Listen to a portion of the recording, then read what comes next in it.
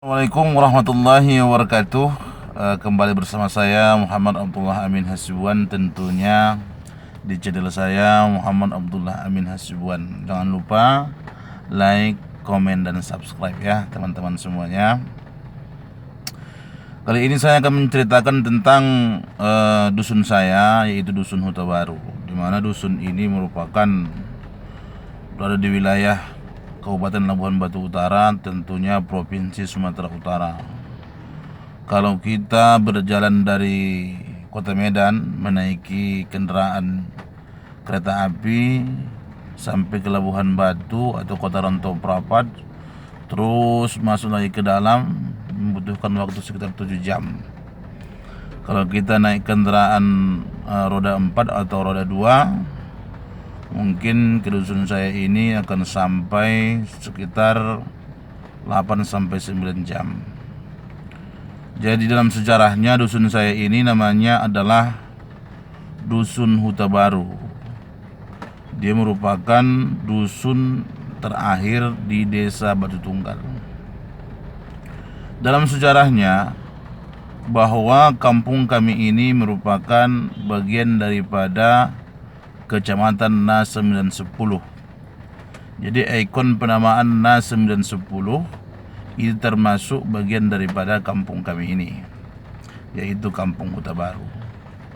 Na 910 artinya adalah na, yaitu yang ke-9 dan yang ke-10. Maksudnya adalah 9 kerajaan kecil ke wilayah Kota Batu dan sekitarnya, dan 10 kerajaan kecil ke daerah Buru dan sekitarnya.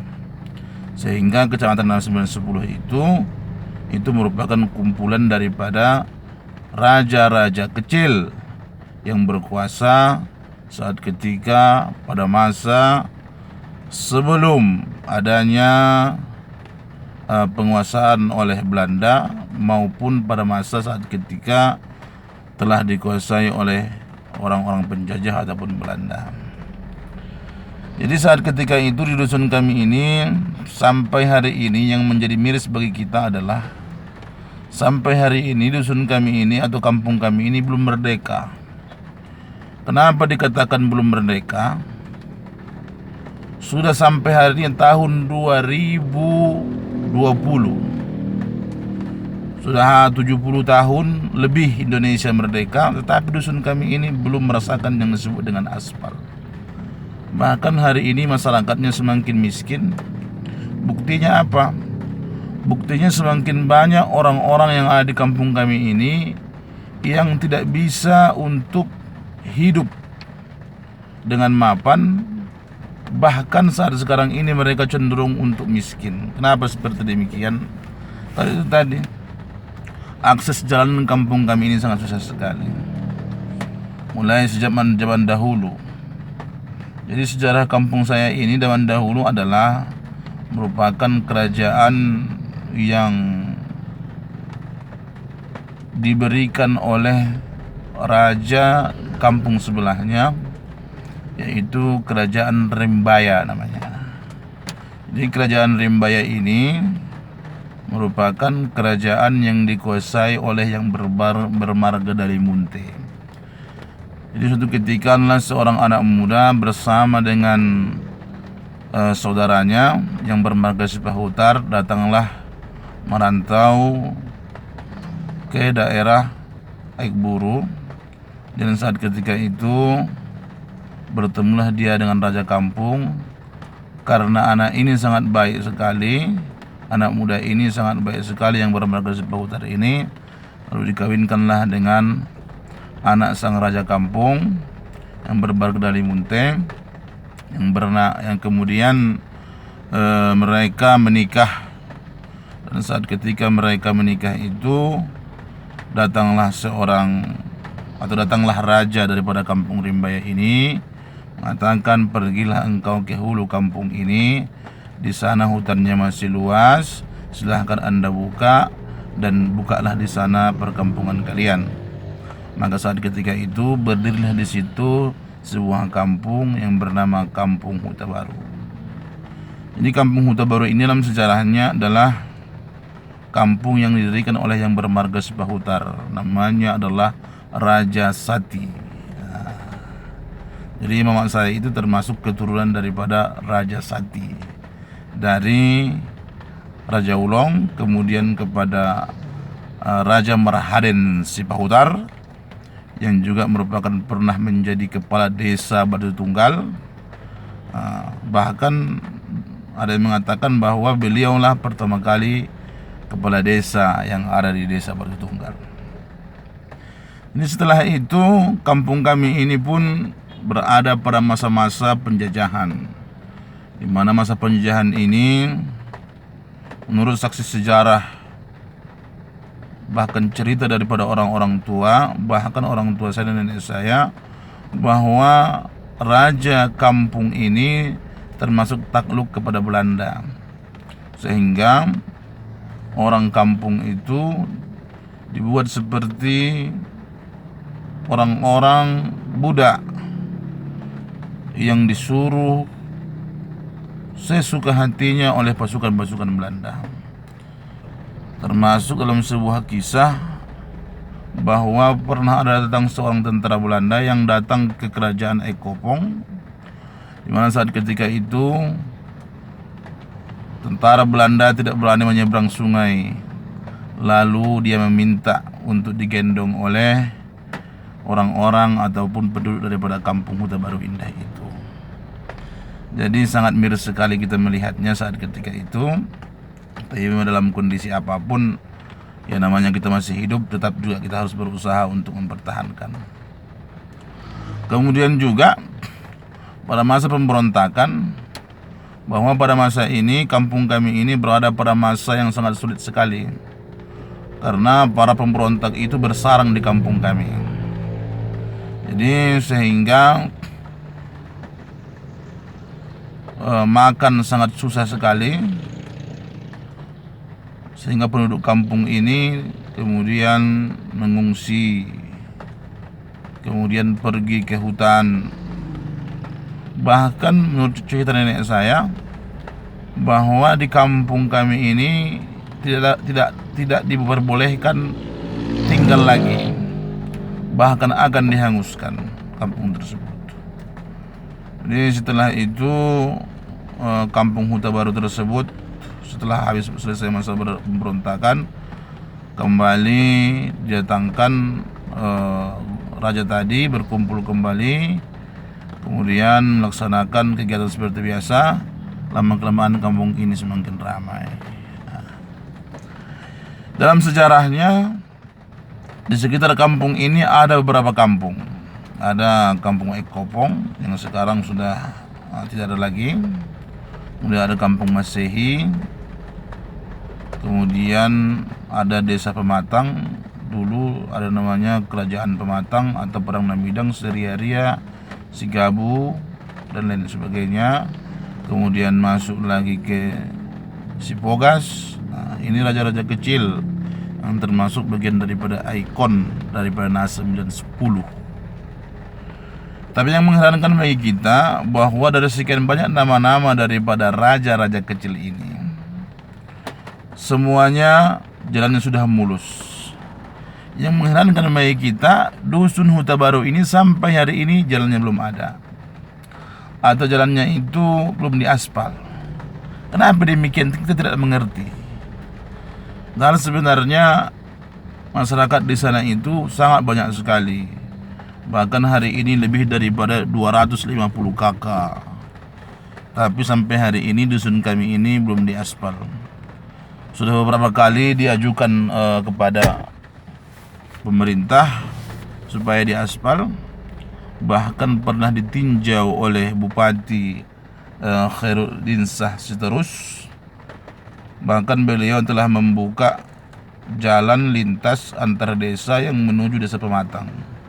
Karena sampai hari ini kalau kita ingin mengakses desa Pematang itu mesti melewati Labuhan Batu Induk dari jalur lama. Padahal selayaknya sebuah kabupaten itu untuk menuju daerahnya dia harus memiliki akses jalan menuju daerah tersebut, tetapi melalui jalur wilayah dia. Jadi oleh sebab itu kita berharap kepada pemerintah, khususnya pemerintah Kabupaten Labuhan Batu Utara maupun pemerintah Provinsi Sumatera Utara, supaya jalan ini segeralah diperbaiki, diaspal, ya kan? Karena bagaimanapun di sana itu tetap juga masyarakat yang ada di sana. Dalam sejarahnya, sekolah pun di kampung kami ini dulu ada, namanya Sekolah SD Swasta Harapan Huta Baru. Swasta, tidak ada yang negeri. Dulu pernah diusulkan untuk ada sekolah negeri, tetapi apa yang terjadi? Yang terjadi itu adalah ada oknum kepala desa yang berkuasa saat ketika itu, dialihkannya lah sekolah tersebut ke daerah lain, masih dalam wilayah Kecamatan Namsilan 10. Sampai sekarang kalau kita perhatikan masih ada bacaan di situ, SD negeri sekian-sekian, Kecamatan Namsilan 10. Ada bacaan Huta Barunya di sana. Jadi oleh sebab itu ini menjadi sebuah pukulan kecil bagi kita sebagai orang kecil. Betapa sebenarnya kalau seandainya tidak ada orang-orang yang berusaha untuk membangun kampung tersebut, maka tentu kampung itu tidak bakalan maju. Begitu-begitu saja. Sampai hari ini kampung kami pembangunannya ya kayak gitu-gitu sajalah. Masih sebatas jalan-jalan yang bebatuan, licin kalau hujan dan lain sebagainya. Bahkan sering terjadi jatuh dan lain sebagainya. Ini menjadi masalah terbesar bagi kita selaku orang-orang yang berada di wilayah Dusun Huta Baru ini.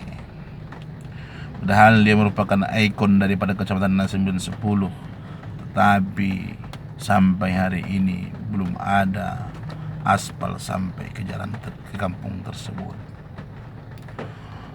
Kemudian sekolah juga dulu di situ ada SD Swasta Harapan Huta Baru yang berdinding tepas. Kemudian beberapa tahun kemudian berubah menjadi bangunan permanen, tetapi tidak ada sekolah 6-nya. Termasuk saya orang yang mengalami yang disebut dengan sekolah sekolah yang harus berjalan kaki jauh kampung Rimbaya atau kampung sebelah. Saat ketika saya itu kelas 6 SD, berjalan kaki setiap hari, seperti film-film Laskar Pelangi itu kan. Film-film Laskar Pelangi itu tadi, dia itu berjalan melewati hutan, melewati lembah, melewati rimba, melewati rintangan dan lain sebagainya demi untuk menuntut ilmu, ya. Sehingga banyak orang yang tidak mau sekolah saat ketika itu, dia memilih untuk berkebun. Jadi begitulah, sampai hari ini jalannya belum bagus. Kalau ingin ke sana ya pemandangannya indah memang, cuman kalau pakai roda 4 siap-siaplah mobilnya lecet. Kalau misalnya naik sepeda motor, siap-siaplah memegang erat sepeda motor tersebut. Karena belum merdeka lah kalau kami membilang. Belum merdeka. Maka oleh sebab itu harapan kami supaya kampung kami ini diperhatikan oleh pemerintah. Jangan lupa untuk diaspal. Jangan lupa untuk diberikanlah kehidupan yang layak, karena kita ini berkehidupan sesuai dengan Pancasila, ya, keadilan sosial bagi seluruh rakyat Indonesia. Masyarakat lain sudah layak hidupnya, tapi masyarakat kami hari ini semakin parah hidupnya. Bahkan di tengah kehidupan ekonomi pun hari ini banyak yang susah di sana, banyak pengangguran. Kalau mau kuliah tidak ada uang untuk kuliah. Kenapa? Karena lahan masyarakat itu sangat sedikit sekali, pekerjaan tidak ada. Kemudian apa lagi? Banyak para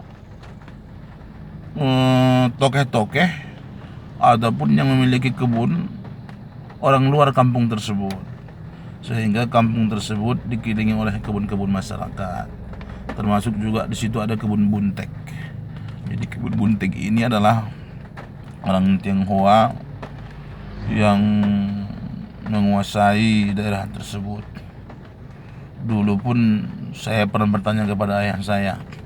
Ya, saya bilang, ini kenapa lebar kali tanah si buntek di tempat kita ini? Saya bilang.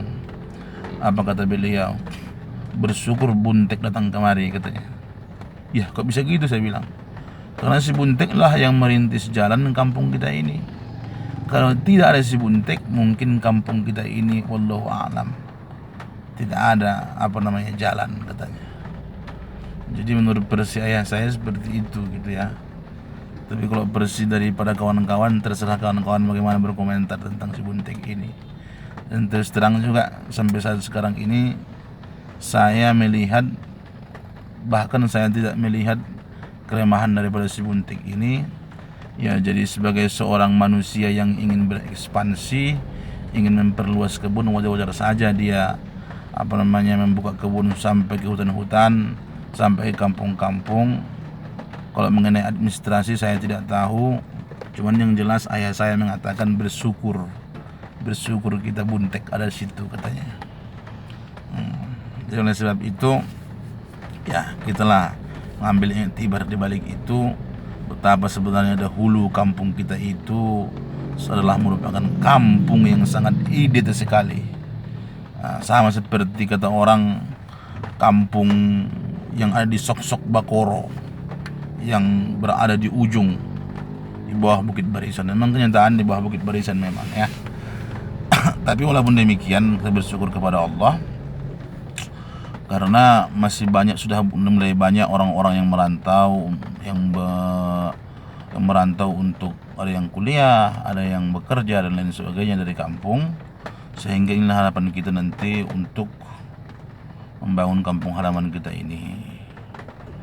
Tapi yang paling terpenting juga kepada pemerintah Kabupaten Labuhan Batu Utara, supayalah segera membangun jalan kampung kami ini. Karena bagaimana ceritanya, kami inilah sebagai seorang manusia Indonesia yang ingin menuntut keadilan, yang ingin merasakan kebahagiaan sama seperti orang-orang lain yang telah menikmati betapa semangatnya memiliki Indonesia Raya yang merdeka ini. Oke? Terima kasih konten saya hari ini. Mudah-mudahan ada manfaatnya. Kalau ada kata-kata yang salah, mohonlah saya dimaafkan.